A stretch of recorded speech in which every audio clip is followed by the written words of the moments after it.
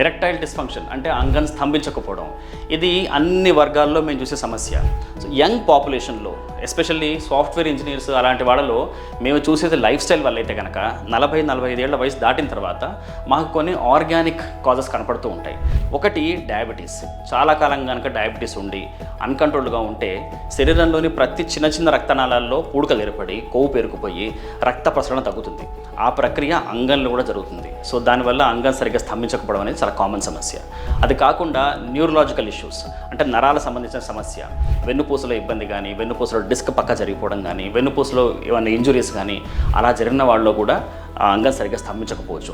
ఇవి కాకుండా చాలా కాలంగా పేషెంట్స్ వయాగ్రా వేసుకున్న తర్వాత కొంతమంది ఇంజక్షన్లు అవి వాడుతూ ఉంటారు. ఆ ఇంజక్షన్స్ కూడా పీనిస్తూనే ఇచ్చుకుంటారు. ఆ సెల్ఫ్ ఇంట్రా క్యావర్నల్ ఇంజక్షన్స్ కూడా చాలా కాలం కనుక వాడితే వాటి వల్ల కూడా అంగస్తంభనం జరగకుండా అది కూడా వరుస అయ్యే అవకాశం ఉంటుంది. సో ఇలాంటి సమస్యలు ఉన్న వాళ్ళు కనుక 40-45 ఏళ్ళ పైన కనుక ఉంటే వాళ్ళు తప్పనిసరిగా ఒక ఆండాలజిస్ట్ని కలిసి సరైన సలహా తీసుకోవాలి.